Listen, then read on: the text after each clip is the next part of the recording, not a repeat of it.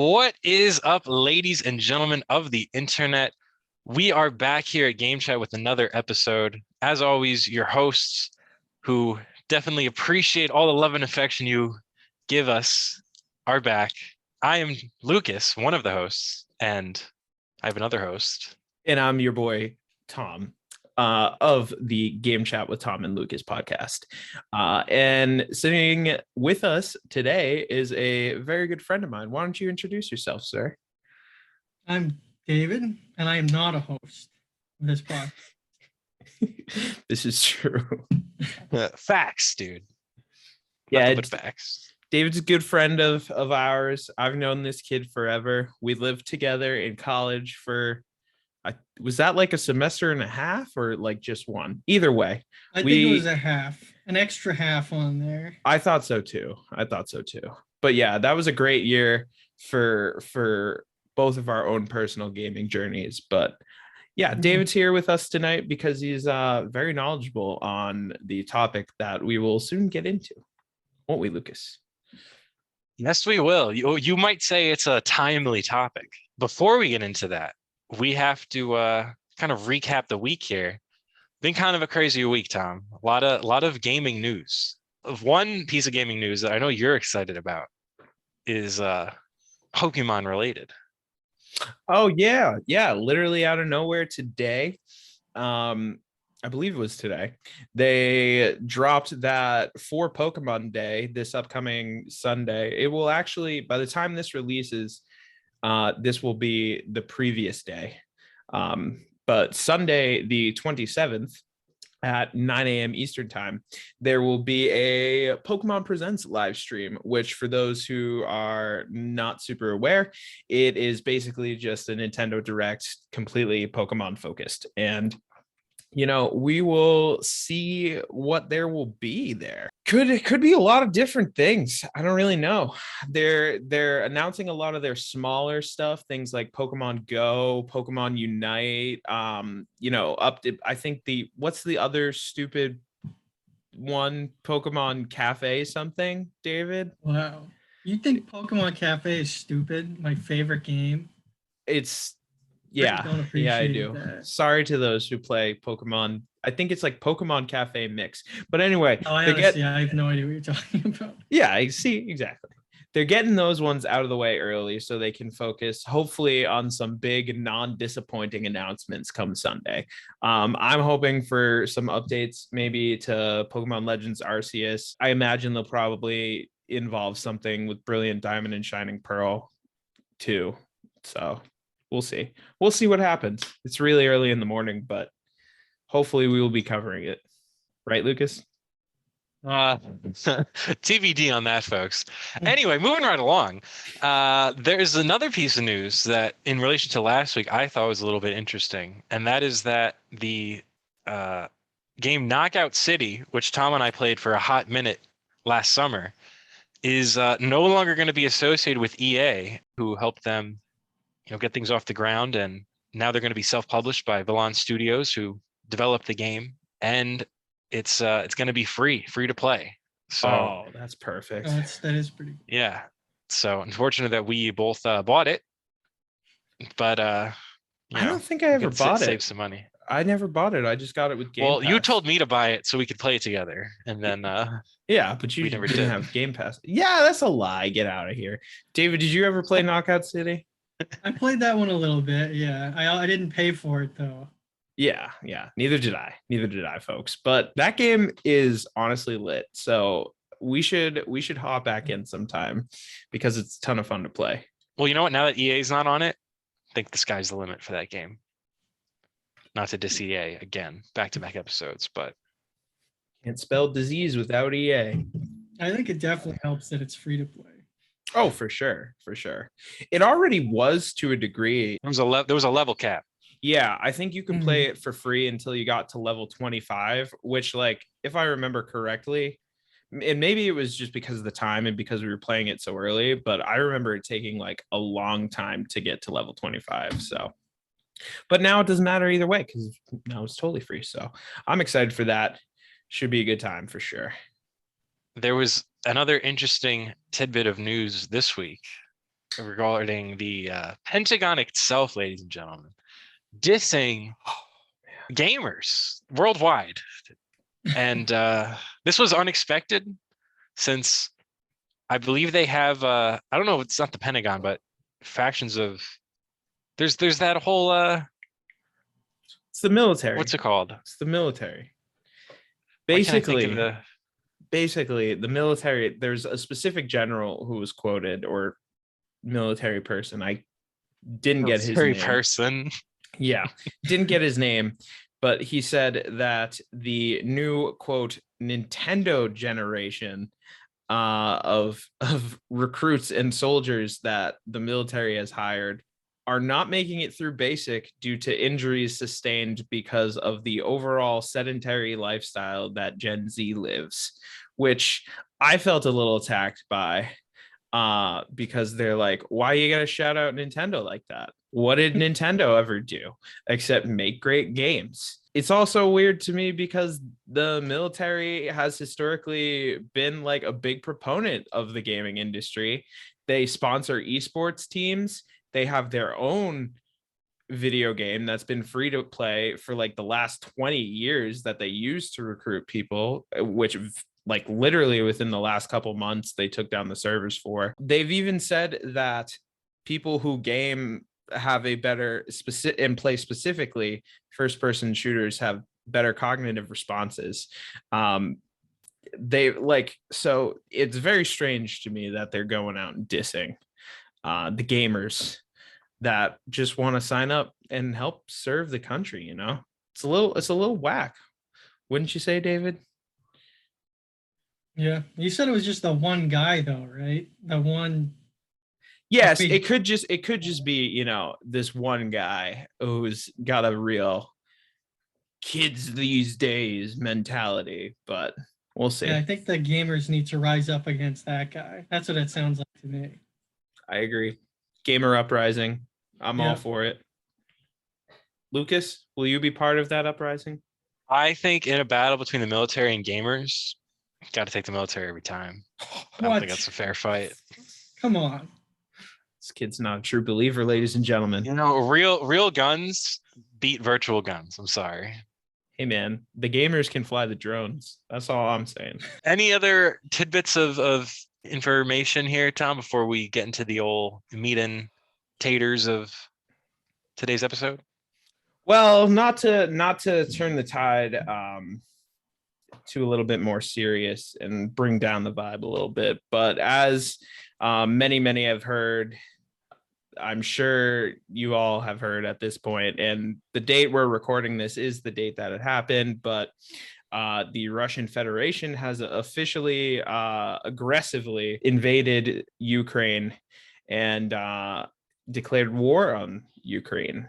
And, you know, all sites aside, like all opinions and feelings on the conflict aside, it's always sad to see when, you know, you have these kinds of conflicts happen where human life is at cost and people's livelihoods and homes are being destroyed. You know, like nobody wins in war at the end of the day. So you hate to see it, but twisting it to look at the how gaming can intersect with it. Funny enough, literally happening right now and continuing to happen throughout the weekend, despite the conflict starting today, is the worldwide CSGO and StarCraft tournament, IEM Katowice 2022. It's currently happening in Poland. So Poland is currently bordering the nation where all this is going down. And despite the conflict, they did say that they are going to continue on with the tournament, but it is encouraging to see that those running the tournament are put out a statement and said that they are dedicating all of their resources to those players who come from the Ukraine and come from that nation who are now, you know, obviously can't necessarily go back right now. They're putting all their resources into helping them and doing what's best for them. Specifically, I saw one of the esports teams, a big one in the industry, Team Liquid. I believe they have apartments and a training facility in the Netherlands where a lot of the players live, and they are opening their doors to any of the people at Katowice who can't go back home right now for obvious reasons. So it's good to see people helping out other people when times are rough, especially when said people are also gamers.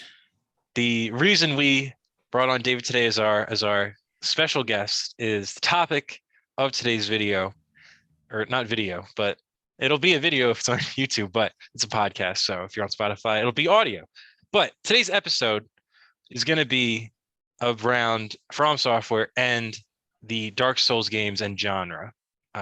With Elden Ring dropping in a couple of hours here as we record this the night of the 24th, we thought it'd be appropriate to kind of look at the history of the Dark Souls series and kind of where it's going to with Elden Ring. And David is very experienced in this genre, so we wanted to get his thoughts on this gaming franchise. But we thought we'd kind of bring it all the way back to the very beginning, the very beginning of FromSoftware, the beginning of the Soul series, which Tom and I kind of disagree as to what the first, quote unquote game in this series would be.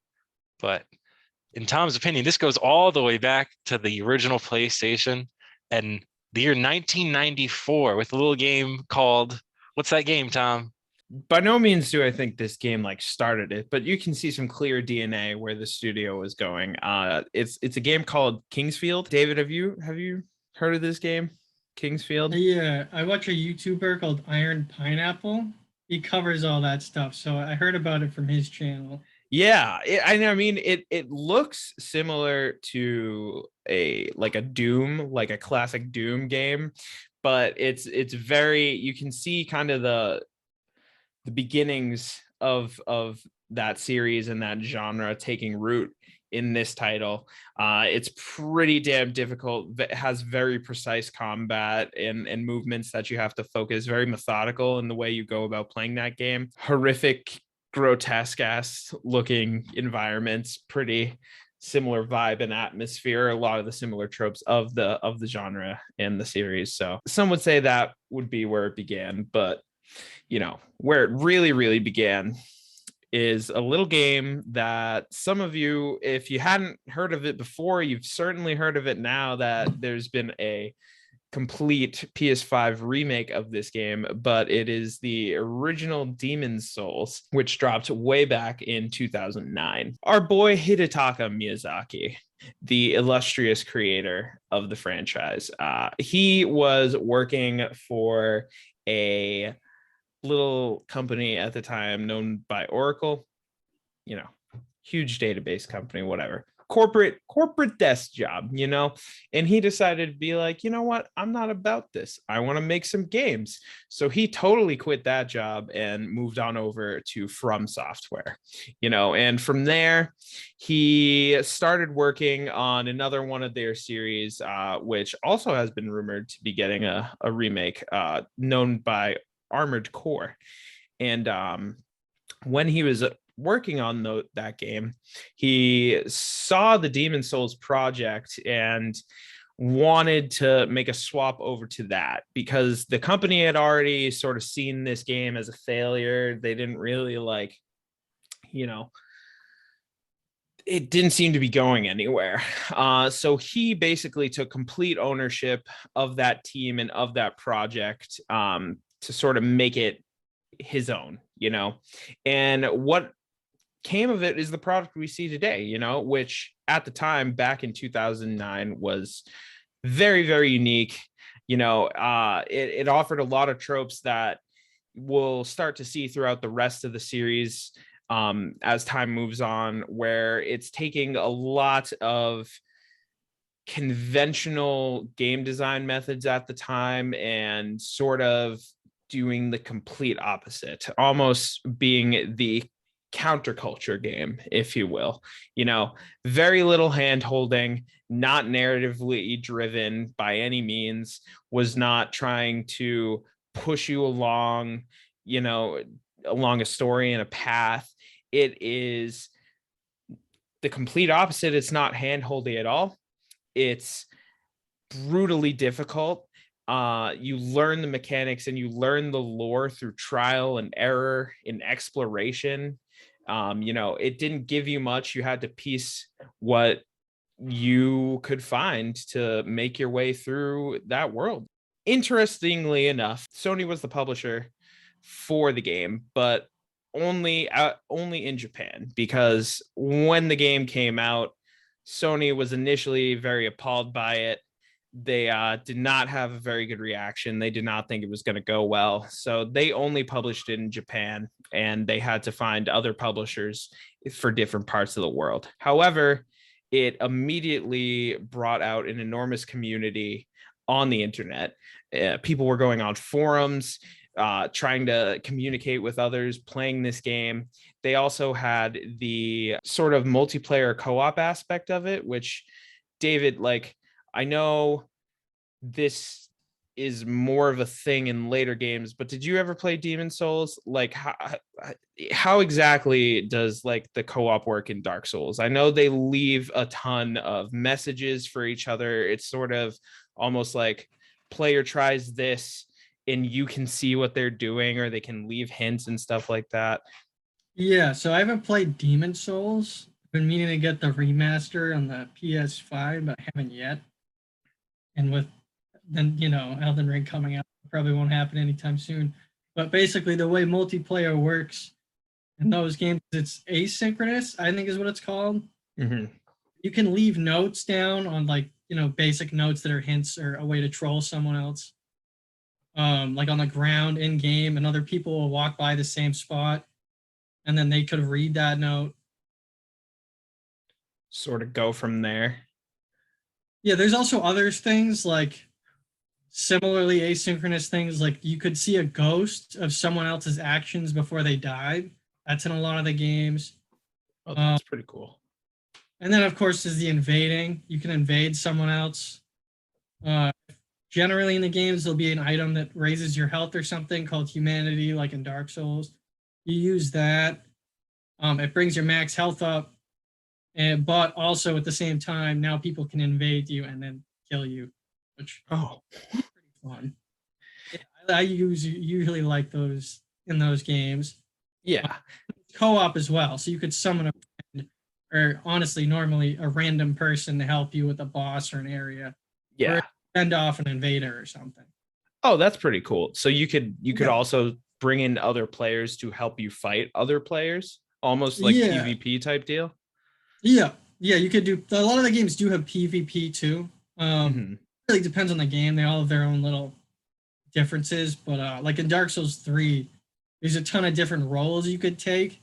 Like if you're aren't those like the aspects or something? I heard about that when I was doing some research. I don't know if they were called aspects, but it's like one will like give you better rewards, but you could die easier. One would like stuff like that.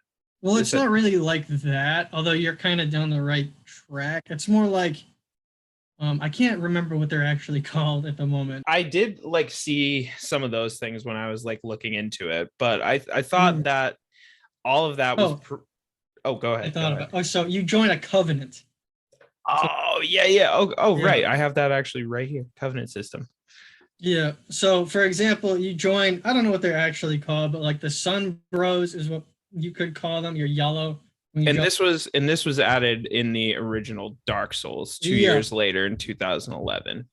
Yeah, so there are variants of this, but like this is in the first one. You basically, in that one, your main goal is to just help the person that summons you.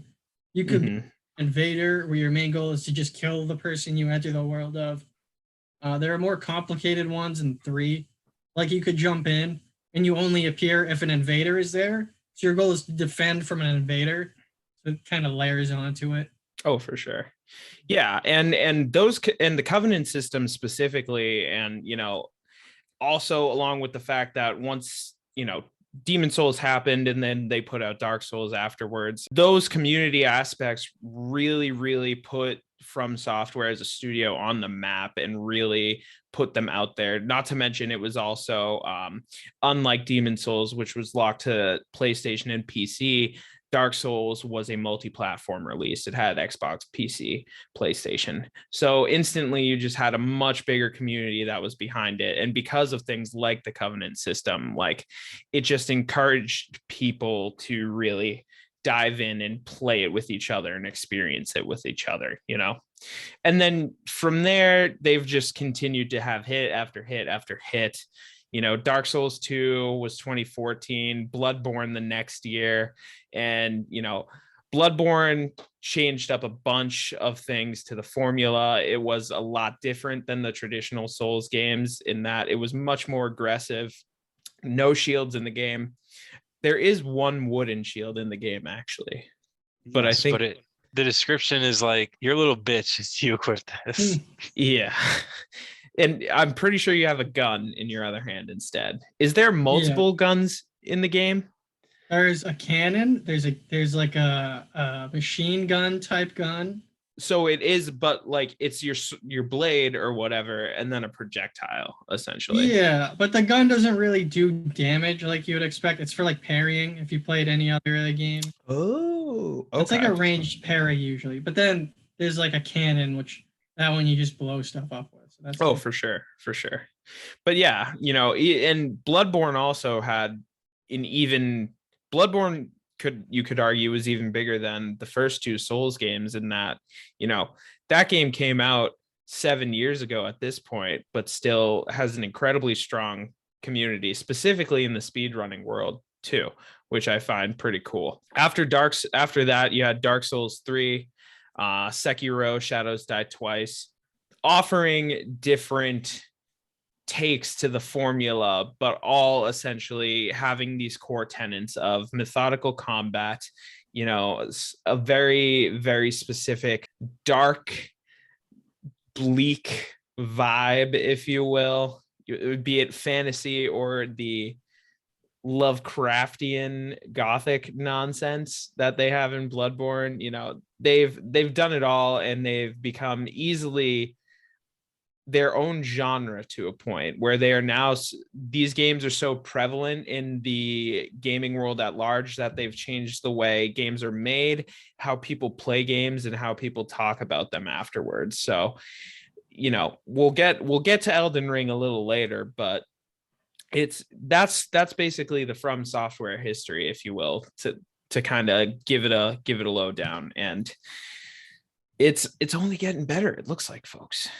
Latest game might be a masterpiece, but again, we'll get into that a little bit later. But yeah, obviously the one legacy of FromSoftware and Dark Souls is obviously the games that they themselves are putting out over the last decade or so that's had such an influence on gaming in general and other games, where a lot of similarities can be seen in terms of like the combat style or not so generous checkpoint system. Or even losing a lot of your acquired materials upon death, which I haven't played a game like that yet, so I find that to be very demoralizing. David, have you played anything kind of where you saw some influences to the Dark Souls series that you either enjoyed or didn't enjoy? Oh, definitely. I know one game you guys like, God of War. That's Yes. You got a ton of that. You know, just with how the combat feels, you can tell they saw Dark Souls and they applied some of that. Although it's definitely very different. But also, David, since we do have you here as the special guest, I myself have not played any FromSoftware games, so I'm totally unfamiliar as a gamer with the Dark Souls series. I have watched some clips and footage of boss fights because they're entertaining as hell, even as a viewer, like really well designed combat. Elden Ring will be my first game. I know Tom's played the original Dark Souls, but not so much of the recent stuff. So we were just kind of wondering what your take was on, the Dark Souls series, its franchise, and why you think they have really become one of the premier gaming franchises over like the last decade. Before you say anything, what they don't tell you is that Star Wars Jedi Fallen Order is in fact a Dark Souls game, especially on the hardest difficulty.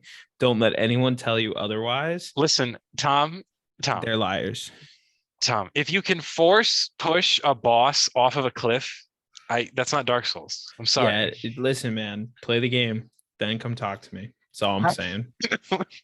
Basically, what I would say is, for me anyway, I like those games because a lot of the progression doesn't come from like leveling up or farming or just like sitting at the computer for 10 hours, but like just learning the game. So it's more kind of a reward, you know? Like you could replay the game at any point and you could probably beat it in less than half the time just because you know the game at that point, which is pretty fun. That being said, they do take a ton of time just because, you know, unless you're just, I guess, really, really smart. I don't know. It takes a while to actually get good. Yeah, Some that's might facts. say. That's facts. And then you die a lot, of course, which makes progressing really slow. But I don't know, just like coming from other games where I feel like there's a lot of filler. I would say that for me, the biggest thing is there's like no filler in the Dark Souls. Like the whole thing is content. There's no random collectible that doesn't do anything other than like be one of 70 that you need to pick up. So whenever you're playing the game, you feel like you're accomplishing something in the game. Some would say Dark Souls 2 is kind of filler. I have not played Dark Souls 2, so all right, boom, there you go. Comment on that. Yeah, I've heard it is the worst of the trilogy. That is why I have not played it. I heard this, especially with all these games coming out today. I don't have time for the worst one. Oh, bro, for real. We could do a whole episode on gaming backlogs, but I do want to bring up something you said about kind of the get good aspect of it, which is actually something line. Yeah, which is like like Lucas mentioned, I've played a bit of the original Dark Souls, and then I've played a lot of what some would call Souls-like games, like Jedi Fallen Order. But that kind of get good attitude tends to offer sort of it tends to lend almost to a gatekeepy culture about those games, you know, and that's one thing I've sort of never, that's almost kept me away from them, along with the fact that they're just like, you know, very grotesque and dark and bleak. I don't know. Horror genre games I've never been a huge fan of, and I know these aren't that, but they certainly have elements of that. It's some very like bleak fantasy and Lovecraftian vibes. So, but the gatekeepiness, while it has by all means lended to part of the reason why these games blow up so hard, it is definitely something that's kept me away from it. Because I like, if you've played League of Legends, you know what I'm talking about.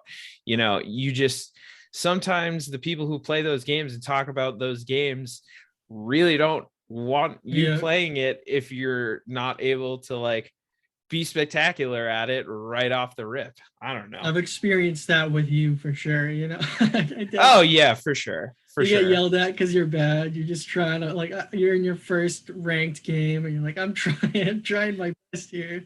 I've been gatekeepy towards other people about certain games, specifically because of you telling me to play every game on the hardest difficulty, or else you're not really playing it. And I don't think I've said wait a minute. Is David the originator of this Tom take? David is the progenitor of that. When I was in sophomore year of college living with David, I was like, hey, I'm gonna start this Kingdom Hearts Birth by Sleep game. Should I play on the second hardest or the hardest difficulty? And you basically told me, if you don't play on the hardest one, you're a bitch and you're not playing the game as it's meant to be played. And I was like, you know what? You're right. And I've rolled with that. I don't know if I said it exactly like that, but if I did, I was probably just... That was a profound moment in my gaming experience. So I can assure you that's exactly what you said. It might have been exactly what I said. It's definitely not something I wouldn't say. Yeah. I mean, I'll stand by that somewhat, you know, unless it's like... No, it's not a bad thing. It's God of War difficulty or something. But see, I did that though. I played it on the hardest difficulty and I fucking beat it because I am a goddamn God of War. Honestly, David, I also played it on the hardest, and I know like that first section where you're saying you died a bunch. that is the hardest part of the game. Oh, like, for sure. for real. And if you just get through that opening like first 2-3 hours, it does get much easier. Like obviously they add more enemy types and like the combat is challenging, but Sure. you have like little to no like abilities at the start, and so your offensive output is severely limited, and that's really what makes that beginning section so difficult. So that makes sense. I would say I would go back to it and try it because I would, but with going back to the backlogs, by the time I get around to that, the next God of War is going to be out. So I probably, Hopefully, fingers crossed, it's not delayed again. hopefully, yeah. So Lucas, jumping back to the difficulty conversation, is that something that you think is attracting you to not necessarily this genre as a whole because you haven't played any of the other games, but games that take influence from this genre? And obviously, Elden Ring, as you have pre-downloaded it and are a mere 2 hours away from being able to start it. Wait, what was the question? The question was, is the difficulty something that it has attracted you to these kind of games? Oh, to like Elden Ring, or like just Dark Souls games in general? Yeah, both. Oh, that's an interesting question. I would say in terms of Elden Ring, no. Elden Ring was more kind of like just seeing how hyped up like and excited, because I hadn't heard of that game prior to this. Is like way back in season 1 of the show in June when they like announced it on like whatever Jeff announced it and was like, oh, it's confirmed, and people were like freaking out, and he was like, yeah, he was crying a little bit. I was like, what is like the big deal with this game? And you were explaining that, oh, like this was stuck in development and COVID, but now it's here and everyone's really looking forward to it, and Game of Thrones influence and all this stuff.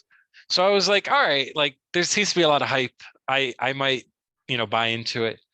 So that's kind of why I was looking forward to Elden Ring. But in terms of doing research for this episode and Dark Souls difficulty in general, I definitely think that the non-difficulty like setting is very appealing for a combat-based game, because with there's so many difficulty settings now for games that are coming out where you get like it used to just be like easy, medium hard, or normal hard, and now there's like 5-6 settings, and we're kind of left as like the gamer to determine what is the quote unquote like ideal setting to play on.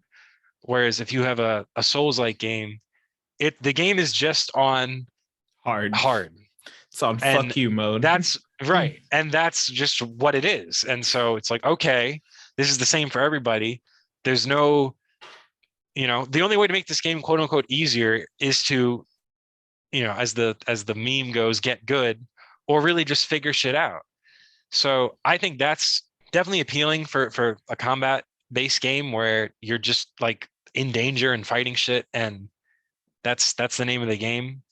I find that appealing. Like I think ideally, if I'm taking on a bunch of enemies at once, any game that's like that, not having an option in terms of like how hard you want the game to be is appealing, because it's just like, oh, for sure, this is what the game is. And because it can be frustrating if you're changing, like give me God of War, for example. Like David, I don't know if you know this, but enemies can level up mid combat, which I thought was really cool. And then I was shocked to find out like, oh, like on any other difficulty, that's not a thing. Like that mechanic doesn't exist. So in my mind, like the hardest difficulty in that game is the one to play on, just because that is a really interesting parts of fights that if you like don't hit them before they level up, like now you just got to deal with that later. Oh yeah. So, but again, it's something like Dark Souls, like a mechanic like that would just be in the game, and then everybody has to deal with it. So I think that's like really cool, and definitely it's definitely appealing to have not have to figure out the difficulty like for yourself in terms of how you want to play. Kind of jumping into our next point, like that, the difficulty. Before you go to the next point, you mind if I just go back to, you asked me the gatekeeper question? I never really got to that. Well, hold up. I'm gonna wrap it in. Word. Oh, transitions. Yeah, so like that, this is, both of those things are kind of part of what, in my opinion, has made these games so crazy popular, and like have really taken over in the past decade. The difficulty lends to this gatekeepy attitude that is almost, these games become a litmus test of sorts for gamers. It's like, oh, you haven't played Dark Souls 3? Like, what are you doing? And I think it really lends to what makes these games so popular. I don't know, David, what do you think? Yeah, so I don't know, just going off what Lucas was saying too, that kind of thing where there's only one difficulty, especially like personally reminds me of like really old games, like the first Mega Man games, the first Zelda game. There's no difficulty. Well, I think there is in Mega Man 2, but usually it's just, it's the only one is hard. Fuck you mode. Yeah. Yeah, so it is kind of difficult, but it's also fun because I feel like it seems gatekeepy because the only way to solve a lot of the puzzles in the game is to have talked to someone else. Like the only way to figure out a problem is to kind of like, converse with someone else about that problem, unless you want to put a game, which that might also lead to gatekeeping, because you have a lot of people who have put a lot of time in games. But for me, like when I first got into them, it was because a friend recommended one to me, and then I would play it with him, and he'd be like, "Oh, you should do this." If I hit like exactly, and it would make the game a lot funner because there was a lot less like just banging against the wall as there might be. So yeah, almost because again, a lot like those old NES games, like the Zelda games. Exactly, and almost because like of how there is only one setting, everybody has the same experience, but also a radically different one, which leads to those kinds of conversations where suddenly this game that is almost designed to make you feel isolated and alone is a collaborative effort. Definitely. And that has blown up on a global scale, seeing how big these games are. Yeah, and I would say there's obviously going to be those people like, haha, like, get good, you're bad, you're dumb. But like, there's people like that with literally everything. You could play golf and so he's sitting there driving. Oh, golf is arguably the sport, the most gatekeepy sport I can think of. You could say that, yeah. Now that I'm thinking about like, golf clubs and stuff, you might be right. But yeah, like there is for these games. But I think that also shows that those people really like the game. So, yeah, for sure. That. Yeah. But ignore them. But also ignore them.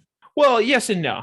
The gatekeepiness, while in my opinion, for the most part, is toxic, can also lead to a sense of FOMO, where it's like, shit, guess I better get good so I can like talk to my friends about this, I think because of how difficult these games are and how much it lends to that collaborative kind of experience when you're playing it, both, mechanically tied into the game along with just externally, it also helps defeat a lot of modern game tropes, like I was saying, with those narrative games. Like think of like The Last of Us or even God of War to a degree, a lot of these narrative based games where it's like, okay, we're going to direct you along the path using tricks like lighting and waypoints and this and that. If you die, it's like, we're going to spawn you 2 seconds before you died because we just want you to keep going along the experience.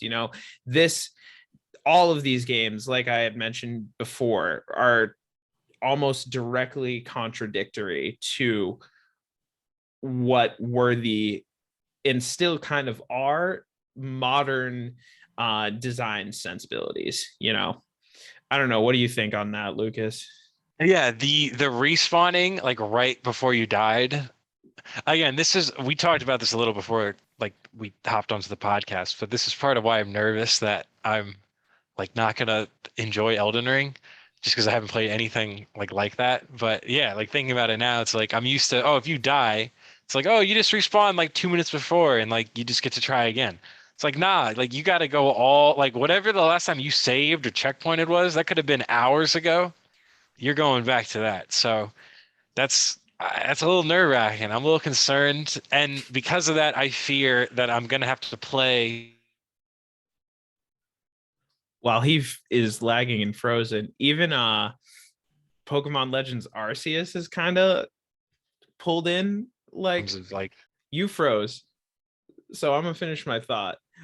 Even Pokemon Legends Arceus has pulled in a mechanic sort of like that, where if the Pokemon fucking knock you out in the wild, you pass out and you have to go back to the camp to heal. But if you pass out, you lose a ton of your items. It's a little different in that they use online capabilities to be like, oh, here are these satchels placed around the map that if you're just connected to the internet while you're playing, other people can find your satchels and return your items. But it's not, definitely not on the level that the Souls games do it, for sure. But why were you nervous? Because you're bad and you're gonna lose at Elden Ring? I'm hoping I just get my ass kicked for the first like couple hours and then I figure it out, kind of like with God of War. Mm-hmm. But yeah, I don't know. I mean, I really am just kind of going in. Again, I'm trying to not spoil anything for myself and really just go in somewhat For sure. blind. Uh, so, but yeah, we'll see. Like again, that I am nervous for because like, I haven't played anything like that where it's just like if you want to progress, like everything is you're working the whole time. Oh There's yeah, no for sure. so, but and that'll probably encourage open world exploration because it's I'm gonna have to probably try to get as much materials and equipment and stuff as possible before I move on even to the quote unquote main parts of the game to progress. Yeah, one thing about the games generally too, and this isn't always the case, but it might be more so because this one's going to be open world, is if you like fighting a boss and you can't beat him, you can do something else in the game usually. Like you can, That's definitely in this game too. yeah, which I would think it's in this game a lot. Which may like you do something else, you level up or whatever, and then you can just come back and like the boss isn't going to be easy now, which is something I like because it would kind of be a bummer if you just kind of like removed the challenge without actually beating it. It's almost like an arbitrary like get from level 25 to like 32 and then it'll be a breeze. Yeah, exactly. Like there's nothing like that, but you come back and you be better suited to beat it. Like it's going to be easier for sure. So definitely as someone who is a fan of these games for sure, like are you picking Elden Ring up now with all this crazy reception that it's getting? It's like at this point it is one of the highest reviewed games of all time and it's not even released yet. Scratch that. At this point it has been out for PC for like 4 hours. Well, the reviews came out before that. Yeah. Wait, what'd you say? The reviews have been out reviews before always the PC release. I've seen some of those. I've been trying not to quote too many of those. Mm-hmm. But, yeah, I was doing really well. I hadn't played a Souls game in a long time. Years.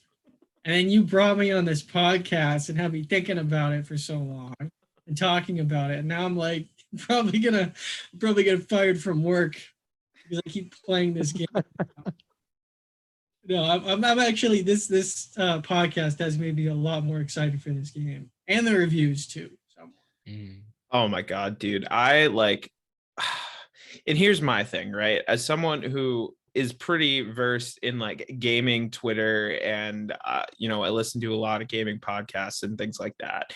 So I've heard that like across the board and seen across the board that this game is like one of the best games ever made. And what's got me really, really hyped for it is specifically this open world design.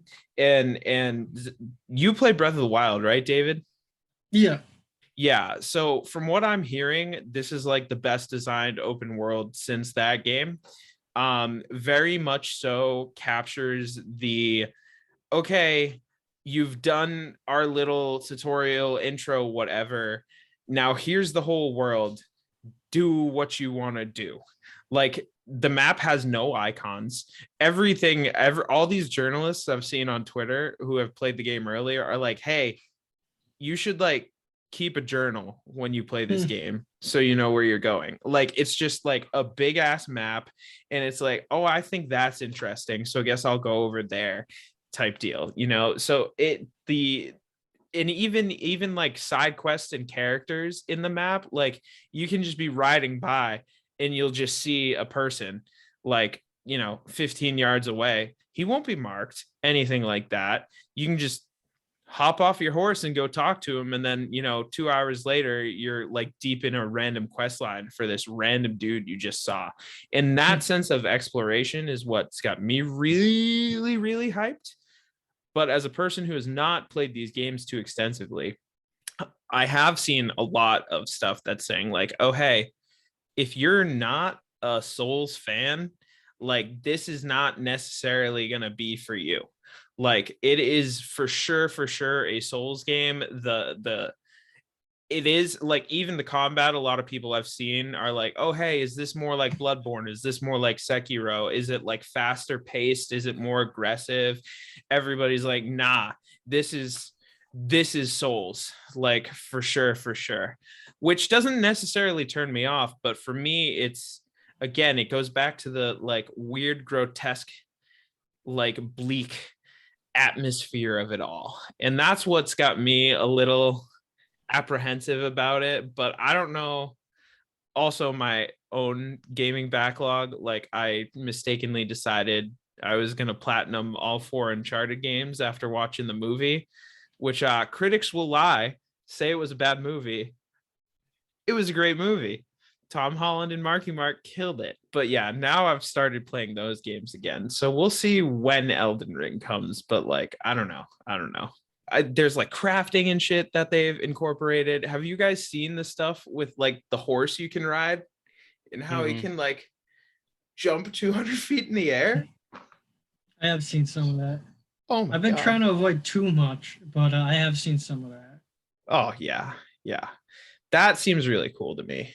So I don't know. Lucas, you're gonna have to give us some insight in a couple hours once you dive in and lose your whole life to this game.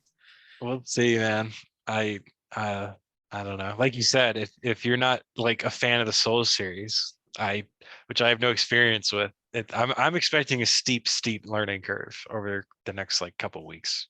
One thing I would say is like Sekiro and Bloodborne were like kind of different in that you had to play in a certain way. Like you had to be aggressive in Bloodborne, and you had to like parry in Sekiro. No, those were a lot of fun, but the Souls games are always like there's like a million items and like weapons, and you can kind of find your own play style. Like there's a lot of different ways. So when people are saying it's like, oh, this is Souls, I can just kind of hear like, yeah, you know, it's kind of up to you. You could turtle with a shield and a spear. You could get like magic and like shoot stuff from a distance. That's one thing I have seen. One thing that I have seen that looks cool is like I see a lot of people like as they go to like approach an enemy, they'll just like whip magic at it for like 8 seconds until he approaches or something. So what I do in all the Souls games, I recommend is just get the biggest club they have, only level up strength, and then just do that. Always been my strategy. It tends to work, and then just don't get hit. You know, you kill the boss in 5 hits, but you die in 1, so you just don't get hit. Yeah, that's basically the goal. You got to get good. Yeah, and then there's easier, or not even easier, but there's ways you might find better than that. But that's the way I think is funnest. See, I didn't know it was that like customizable. Yeah, I didn't know it was that like customizable and flexible in terms of play styles. I thought it was like pretty much like, you know, hit / parry, dodge, dance, go back in, repeat type stuff. That'd be like the Bloodborne kind of like aggressive way of playing, if you know what I mean. Okay, for sure. Yeah, because Sekiro's always looked like an awesome game to me. Yeah, That's my favorite one for sure. Like Bloodborne definitely brought my grades down a bit freshman year. So I liked that one a lot. But Sekiro is the funnest one for sure. Good to know. But That's you don't need to definitely- do that unless you're playing Sekiro. Okay, facts. Yeah. Facts. If you play Dungeons and Dragons, there's usually I'm sure there's going to be like stats in this game. Oh yeah, heavy RPG elements. Yeah. And that such. And I know you can like choose a class too. So I guess that lends way more than what I initially thought. But yeah, looks cool. It's supposed to be a masterpiece. Lucas, I hope you enjoy your time with it. We will see. And yeah, we're T-minus 2 hours to me being able to jump in for the first time. So I can keep you all posted, but we'll see. We'll see how it goes. If you say it's good, I might buy it like a second after you send the text. Shit, man. I'm gonna have to Control do my myself. Lucas review. We'll do some coverage for it. But yeah. That's kind of, you guys have any final thoughts you want to go through? Anything else you want to like wrap up with on the Souls genre, on Elden Ring, anything cool that you've been playing, anything cool you're just going to be doing in a couple weeks? I'm going to Mexico next week, like getting out of the cold weather. You're That'll be also nice. doing something pretty cool in the coming days. If you Oh, wanna true. I tease got that. invited. Yeah, I got invited to the Multiverses tech test, and that begins tomorrow. So I'm actually like super pumped for that. I'm ready to beat up Superman as Super Saiyan Shaggy. Yeah, that's And- like the Warner Bros. Smash. Yeah. That is pretty cool. They could have I- called it Warner Bros. That would have been smarter, but True. Yeah. Multiverse is a little weird. Yeah. Lucas was like the multiverse, like Yeah, I was plural? confused by the name. And I'm like, it is a So confusing name. Warner Bros would have been like the way to go for sure. Yeah. I think so. I mean, I can't actually talk about it once I play it, or we'll get like sued because they made me sign a hefty NDA that I had to read through today. But I don't think we're breaking it by me saying I got invited. So that's cool. We just can't mention it ever again.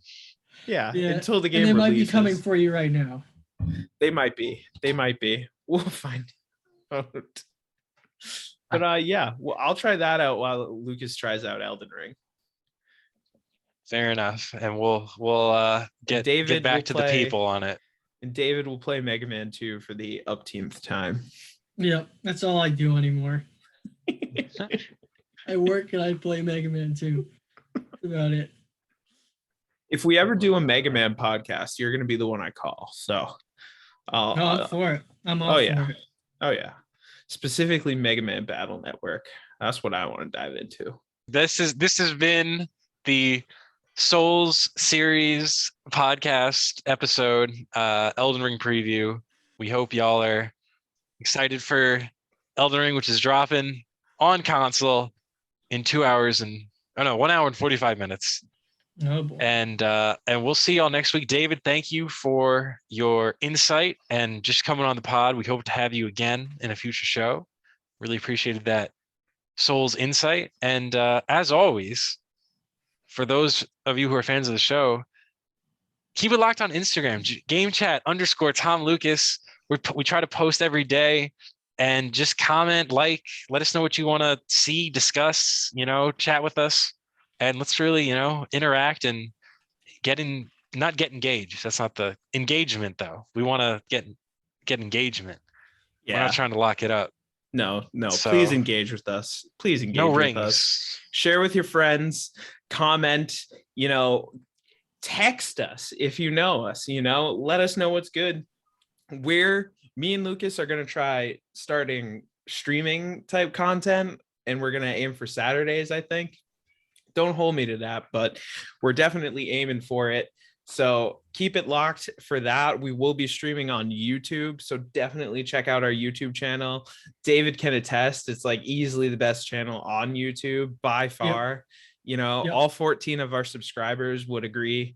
So please Get that number up, because we know that we love it when you love our content. So please come check us out, folks. I'm Tom. He's Oh my Lucas, God. David. Peace. Goodbye, everybody. Peace.